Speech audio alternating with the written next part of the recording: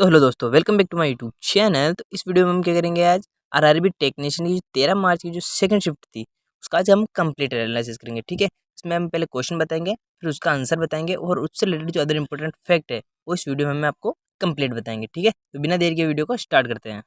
आधुनिक भारत के इतिहास से क्वेश्चन पूछा गया था। ठीक है, तो क्वेश्चन था हमारा, भारतीय राष्ट्रीय कांग्रेस जिसे INSC कहते हैं, जिसका मतलब होता है इंडियन नेशनल कांग्रेस, के पहले अध्यक्ष कौन थे? तो इसका जो आंसर था व्योमेश चंद्र बनर्जी था। ठीक है, और अगर इंपोर्टेंट फैक्ट अगर आप देखोगे तो आप देखोगे कांग्रेस की स्थापना 1885 में एवो ह्यूम द्वारा की गई थी और प्रथम अधिवेशन जिसे बम्बई कहते थे, अभी मुंबई के नाम से जाना जाता है, मुंबई के गोकुलदास तेजपाल संस्कृत कॉलेज में हुई थी। ठीक है, और बदरुद्दीन तैयबजी कांग्रेस के पहले मुस्लिम अध्यक्ष थे। ठीक है, ये जितने भी क्वेश्चन है इंपोर्टेंट बन सकते हैं नेक्स्ट एग्जाम में आपके लिए। ठीक है, रेलवे के में नेक्स्ट क्वेश्चन देखेंगे हम।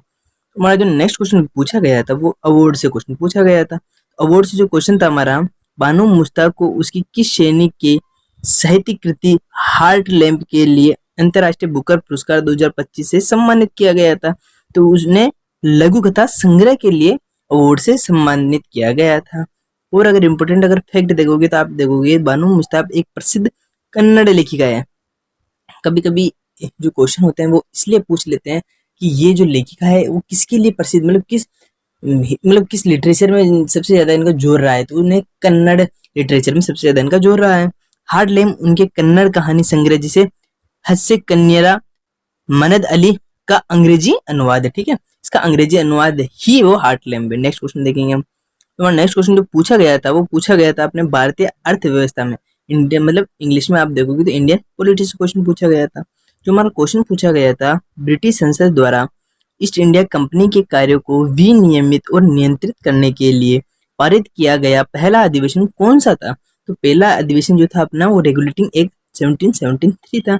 और अगर आप इम्पोर्टेंट फैक्ट अगर आप देखोगे तो आप देखोगे कि इस अधिनियम के तहत बंगाल के गवर्नर को बंगाल का गवर्नर जनरल पद के नाम से उपमानित किया गया था और वारेन हेस्टिंग को बंगाल के पहले गवर्नर जनरल भी बनाया गया था। ठीक है, नेक्स्ट क्वेश्चन देखेंगे हम।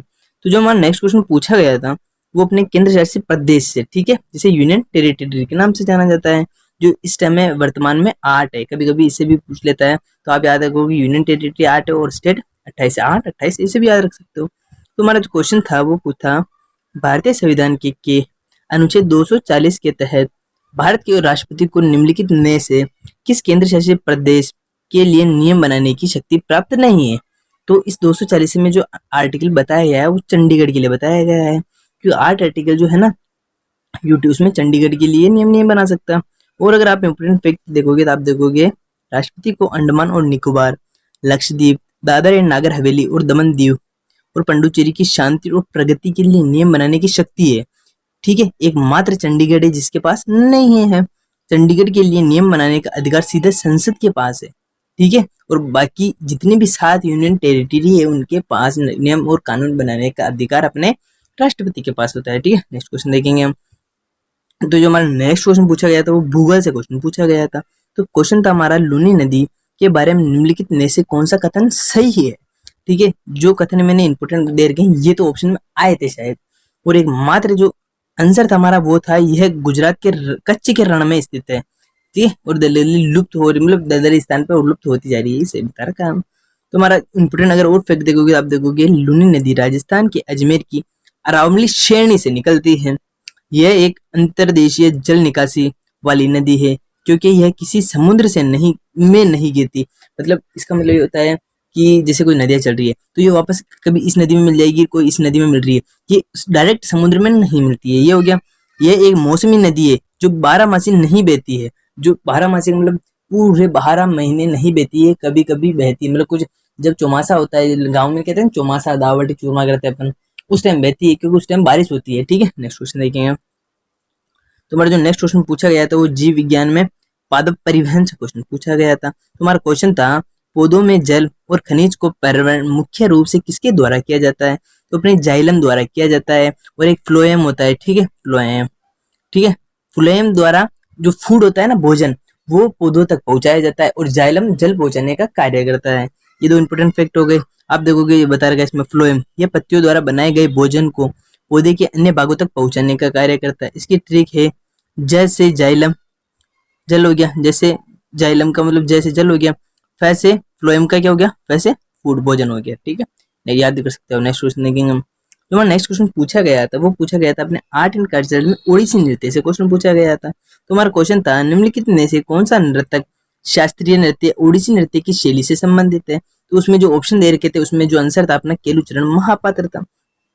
और अगर इंपॉर्टेंट फैक्ट अगर आप देखोगे तो आप देखोगे बिरजू महाराज जो कथक के लिए कथक उत्तर प्रदेश से संबंधित है, और रुक्मणी देवी अरुण देव ये भारतनाट्यम तमिलनाडु से संबंधित है। इसे याद रख सकते हो, रुकती नहीं है क्या मणि, कहाँ भारत में रुकती नहीं है मणि, क्योंकि अपने नाटक में देखते हैं नागिन के नाटक में कभी इसके पास चल गई कभी इसके पास चल गई, तो ये इंडियन कल्चर में होता है इसलिए भारत याद रख सकते हो।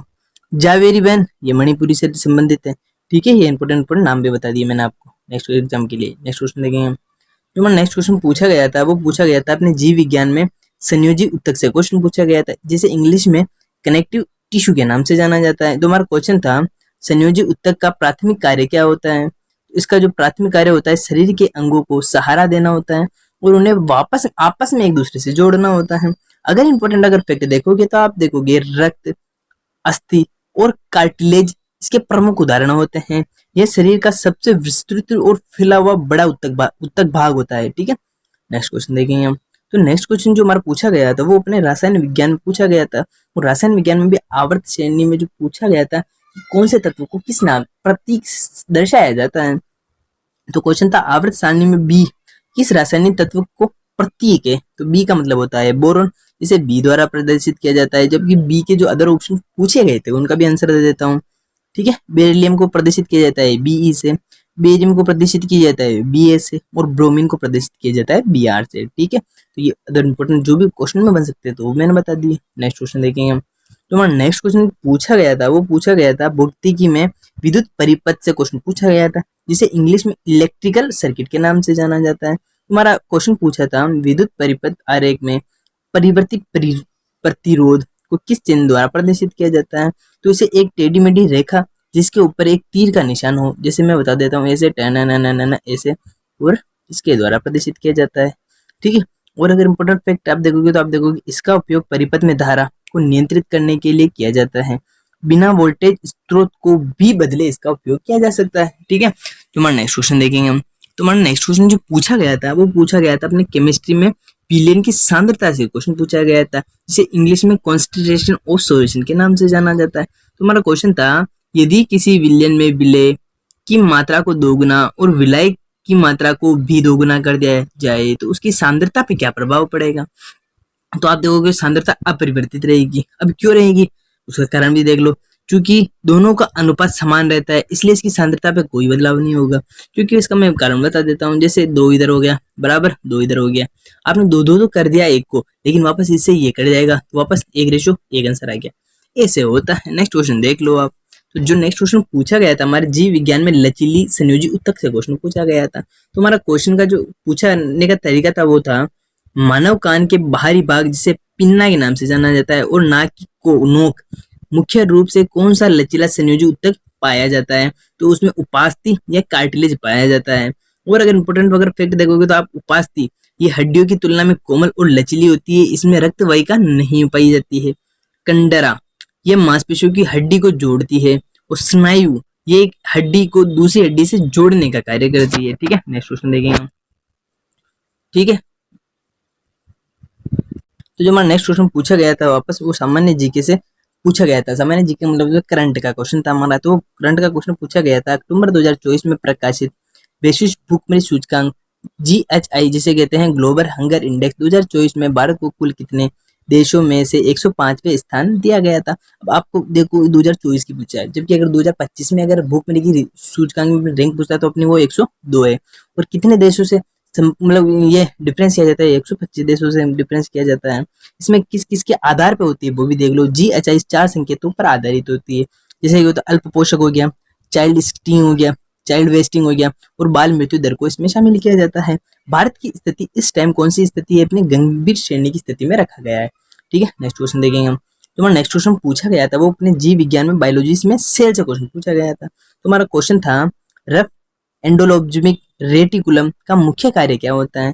तो जिसका मुख्य कार्य होता है वो प्रोटीन का संश्लेषण करना होता है। और अगर इंपोर्टेंट फैक्ट अगर आप देखोगे तो आपको पता चलेगा RER इसकी सतह पर राइबोसोम होते हैं, इसलिए ये प्रोटीन बनाता है, इसलिए राइबोसोम को प्रोटीन की फैक्ट्री के नाम से जाना जाता है। इसमें प्लेलिड कण की मात्रा भी पाई जाती है, SER। इसकी जो फुल फॉर्म होती है वो तो स्मूथ ER होती है। इसकी सतह चिकनी होती है और ये लिपिड वसा के संश्लेषण में सर्वाधिक मात्रा में मदद करती है। ठीक है, नेक्स्ट क्वेश्चन देखेंगे हम। जो नेक्स्ट क्वेश्चन पूछा गया था वो पूछा गया था अपने रासायनिक विज्ञान में कंस्टिट्यूशन ऑफ मास से क्वेश्चन पूछा गया था। तो जो क्वेश्चन था वो था, यदि दो विलायकों को बंद एक निकाय में मिलाया जाता है तो उनके कुल द्रव्यमान पर क्या प्रभाव पड़ेगा? तो उसके कुल द्रव्यमान पर कुछ भी प्रभाव नहीं पड़ेगा, क्योंकि आप देखोगे कि जब निर्वात में किसी में कुछ मिलाया जाता है, वो द्रव्यमान संरक्षण का भी नियम कहता है, न तो ऊर्जा को नष्ट किया जा सकता है, न उसको एनर्जीट कराया, केवल उसको एक रूप से दूसरे रूप में स्थानांतरित किया जा सकता है। ठीक है, नेक्स्ट अगर इंपोर्टेंट फैक्ट अगर आप देखोगे तो आप देखोगे द्रव्यमान संरक्षण का नियम इसे एंटोनी लेवुजियर द्वारा प्रतिपादित किया गया था। ठीक है, नेक्स्ट क्वेश्चन देखेंगे हम। जो हमारा नेक्स्ट क्वेश्चन पूछा गया था वो अपने केमिस्ट्री में हाइड्रोकार्बन से क्वेश्चन था हमारा। तो हमारा क्वेश्चन था, असंतृप्त हाइड्रोकार्बन की रासायनिक अभिक्रियाशीलता संतृप्त हाइड्रोकार्बन की तुलना में अधिक क्यों होती है? तो आप देखोगे इसका आंसर था बहुबंध के कारण, उपस्थिति के कारण ये होता है। अगर इंपोर्टेंट फैक्ट अगर आप देखोगे असंतृप्त हाइड्रोकार्बन जैसे एल्किन और एल्काइन में द्विबंध और त्रिबंध होते हैं जो आसानी से टूटकर अन्य परमाणुओं के साथ जुड़ जाते हैं। नेक्स्ट क्वेश्चन देखेंगे हम। तो नेक्स्ट क्वेश्चन पूछा गया था वो पर्यावरण में जैव निम्नीकरण से क्वेश्चन था, जिसे इंग्लिश में कहते हैं बायोडिग्रेडेबल के नाम से जाना जाता है। ठीक है, जिसे रिप्रोड्यूस बार बार किया जा सकता है। तो क्वेश्चन था हमारा, जैव निम्नीकरण पदार्थ मुख्य रूप से किसके द्वारा सरल घटकों में विघटित या अपघटित किए जा सकते हैं? तो इसका जो आंसर था वो था सूक्ष्म जीव जैसे बैक्टीरिया और कवक था इसका आंसर। अगर इंपोर्टेंट अगर फैक्ट और देखना चाहोगे तो आप देखोगे ये सूक्ष्म जीव जटिल अकार्बनिक पदार्थों को सरल अकार्बनिक पदार्थों में तोड़ देते हैं, जो मिट्टी की उर्वरकता बढ़ाने में सर्वाधिक मात्रा में हेल्प करते हैं। प्लास्टिक जैसे पदार्थ जैसे अजैविक निम्नीकरण कहलाते हैं, क्योंकि इसमें सूक्ष्म जीव जैसे विघटित नहीं हो पाते। जिससे मतलब अभी आपने देखा कि कागज है उसको गलाकर वापस रिप्रोड्यूस किया जा सकता है, लेकिन जो प्लास्टिक है उसे रिप्रोड्यूस नहीं किया जा सकता। तो एक बार जो खराब हो जाता है तो वो एनवायरनमेंट में कार्बन की मात्रा फैलाता है, इसलिए उसको बंद कराने की भी सलाह दी जाती है। नेक्स्ट क्वेश्चन देखेंगे हम। जो नेक्स्ट क्वेश्चन पूछा गया था वो पूछा गया था चिकित्सा तकनीक में जो रक्तचाप से ब्लड प्रेशर से क्वेश्चन पूछा गया था। क्वेश्चन था, रक्तचाप मापने के लिए ओसियोलोमेट्रिक पद्धति का प्रयोग मुख्य रूप से क्यों किया जाता है? क्योंकि इसमें स्टेथोस्कोप की आवश्यकता नहीं होती है, फर्स्ट बात तो ये हो गया, और ये स्वचालित उपकरणों के लिए उपयुक्त होती है, मतलब ऑटोमेटिक करने के लिए उपयुक्त मानी जाती है। और अगर इंपोर्टेंट फैक्ट अगर आप देखोगे तो आप देखोगे डिजिटल ब्लड प्रेशर मशीन इसी तकनीक का उपयोग करती है, जो धमनी की दीवारों में होने वाले कंपन को मापती है, जो कंपन नहीं होता उसको मापने का कार्य करती है। ठीक है, नेक्स्ट क्वेश्चन देखेंगे हम। तो हमारा नेक्स्ट क्वेश्चन पूछा गया था वो पूछा गया था अपने वनस्पति विज्ञान में उत्तक से टिश्यू जो होता है ना उससे क्वेश्चन पूछा गया था। तो हमारा क्वेश्चन था, पौधों में जल और खनिज का ऊपरी और संवहन मुख्य रूप से किसकी सहायता से होता है? तो ये अपने जाइलम की सहायता से होता है।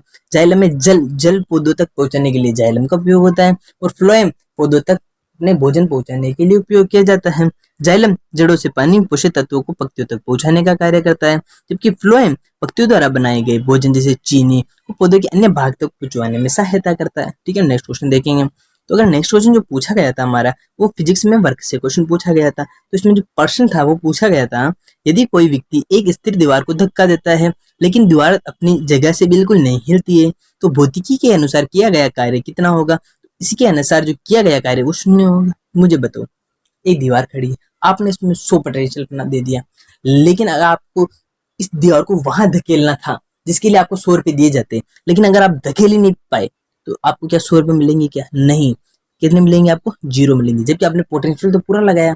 तो अगर विस्थापन नहीं होगा, किया गया कार्य विस्थापन पर निर्भर करता है। इसका जो सूत्र होता है वर्क बराबर फोर्स इंटू डिस्प्लेसमेंट।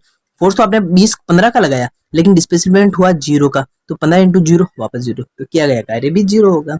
यदि विस्थापन 0 है तो किया गया कुल कार्य भी 0 होगा, चाहे लगाया बल गया बल कितना भी अधिक मात्रा में क्यों ना हो। नेक्स्ट क्वेश्चन देखेंगे हम। जो हमारा नेक्स्ट क्वेश्चन पूछा गया था वो भूगोल में उत्तराखंड से क्वेश्चन पूछा गया था। जो हमारा क्वेश्चन था वो पूछा गया था, उत्तराखंड के कौन से 2 जिले हिमाचल प्रदेश की सीमा को स्पर्श करते हैं? तो एक तो उत्तरकाशी करता है और एक देहरादून करता है। और अगर इंपोर्टेंट फैक्ट अगर आप देखने जाओगे तो आप देखोगे उत्तरकाशी और देहरादून जिले हिमाचल प्रदेश के साथ साथ अपनी सीमा साझा करते हैं। उत्तराखंड उत्तर में तिब्बत, चीन और पूर्व में नेपाल के साथ भी अपनी अंतर्राष्ट्रीय सीमा को भी साझा करते हैं। नेक्स्ट क्वेश्चन देखेंगे हम। तो अगर नेक्स्ट क्वेश्चन जो पूछा गया था वो अपने रसायन विज्ञान में से क्वेश्चन पूछा था। तो रसायन विज्ञान में कैल्शियम क्लोराइड CaCl2 के नाम से जाना जाता था, इससे क्वेश्चन था। क्वेश्चन पूछा गया था जो कैल्शियम क्लोराइड का मोलर द्रव्यमान कितना होता है, तो इसका जो आंसर था वो 111 ग्राम अपॉन मोल था। अगर इंपोर्टेंट फैक्ट अगर आप देखोगे तो आप देखोगे कैल्शियम जिसे Ca कहते हैं का परमाणु द्रव्यमान 40 यू होता है, क्लोरीन का परमाणु द्रव्यमान 35.5 यू के लमसम होता है। जब गणना करने आए तो 40 प्लस 35, क्योंकि क्लोरीन की दो मात्रा है, 35 मतलब 35 × 5 + 2 हो गया, तो 40 + 41 1 ये होगी। इस प्रकार इसको गणना की जा सकती है। इसका उपयोग बर्फ पिघलाने और धूल के कणों को नियंत्रित करने के लिए किया जाता है। नेक्स्ट क्वेश्चन देखेंगे हम। तो जो नेक्स्ट क्वेश्चन हमारा पूछा गया था वो भारतीय संविधान में से क्वेश्चन पूछा गया था, जिसे इंग्लिश में इंडियन कॉन्स्टिट्यूशन कहा जाता है। तो क्वेश्चन था हमारा, भारतीय संविधान का अनुच्छेद 338 निम्नलिखित में से किससे संबंधित है? तो ये राष्ट्रीय अनुसूचित जाति आयोग से संबंधित है, जिसे कहते हैं national commission for schedule caste के नाम से जाना जाता है। अगर अनुच्छेद 338A देखेंगे तो ये राष्ट्रीय अनुसूचित जनजाति आयोग से संबंधित है, जिसे NCST के नाम से जाता है, national commission for schedule caste हो गया। और 338B ये राष्ट्रीय पिछड़ा वर्ग आयोग से जुड़ा हुआ है, जिसे वो अपने कहते हैं national commission for backward class के नाम से जाना जाता है। ठीक है, नेक्स्ट क्वेश्चन देखेंगे हम। तो नेक्स्ट क्वेश्चन पूछा गया था वो नियुक्ति से अपॉइंटमेंट से क्वेश्चन पूछा गया था। ये अपने करंट का क्वेश्चन है। ठीक है, अपॉइंटमेंट से सर्वाधिक मात्रा में क्वेश्चन पूछे जाते हैं। क्वेश्चन था, श्री S कृष्णम को जम्मू कश्मीर बैंक को अंशकालिक अध्यक्ष किसकी मंजूरी दी थी? अंतकालिक अध्यक्ष की मंजूरी किसने दी थी? तो ये अपने भारतीय रिजर्व बैंक द्वारा दी गई थी। बैंकिंग क्षेत्र में उच्च पदों की नियुक्तियों के लिए RBI की मंजूरी लेना आवश्यक माना जाता है, कि जम्मू कश्मीर के बैंक एक निजी क्षेत्र का बैंक है, जिसमें जम्मू कश्मीर सरकार की बड़ी हिस्सेदारी मानी जाती है। ठीक है, नेक्स्ट क्वेश्चन देखेंगे हम। तो नेक्स्ट क्वेश्चन जो आपने पूछा गया था वो पूछा गया था आधुनिक भारत के इतिहास से क्वेश्चन पूछा गया था। तो क्वेश्चन था हमारा, भारतीय राष्ट्रीय कांग्रेस के पहले अध्यक्ष कौन थे? तो इसका आंसर था भूमेश चंद्र बनर्जी थे। इसमें जो अदर इंपोर्टेंट फैक्ट बन सकते हैं तो आप देखोगे तो कांग्रेस की स्थापना 1885 में A.O. ह्यूम द्वारा की गई थी, और प्रथम अधिवेशन मुंबई में हुआ था। मुंबई के कहाँ पर हुआ था ये भी क्वेश्चन पूछ सकता है। तो आप देखोगे गोकुलदास तेजपाल संस्कृत कॉलेज में हुआ था। बदरुद्दीन तैयब जी कांग्रेस के पहले मुस्लिम अध्यक्ष भी थे। ये क्वेश्चन इस तरह के पूछने जा सकते हैं। ठीक है, तो आज का हमारा लास्ट क्वेश्चन खत्म होता है। वीडियो अच्छी लगी तो वीडियो को लाइक, चैनल को सब्सक्राइब कर दे, अपने दोस्तों तक शेयर कर दे, क्योंकि इसमें क्या करते हैं हम पहले ये बताते हैं क्वेश्चन आया कहाँ से, फिर उसके क्वेश्चन के साथ उसका आंसर बताते हैं, फिर उससे रिलेटेड जो अदर इंपॉर्टेंट फैक्ट बन सकते हैं नेक्स्ट एग्जाम में इंपॉर्टेंट पॉइंट वो बताते हैं, तो आपके नेक्स्ट एग्जाम के लिए आपको बूस्ट करने में आपकी बहुत सारा ज्यादा मेहनत कर सके। ठीक है, इस प्रकार हम अपना 100% एनालिसिस देने का 100% नियम पूरा करते हैं। ठीक है, अगर वीडियो अच्छी लग रही हो तो हमें लाइक करें, कमेंट को सब्सक्राइब करें, और हमें एक बताने का प्रयास करें कि हम कहाँ गलती कर रहे हैं, तो उसे नेक्स्ट वीडियो में सुधारने का प्रयास करेंगे। ठीक है, बाय।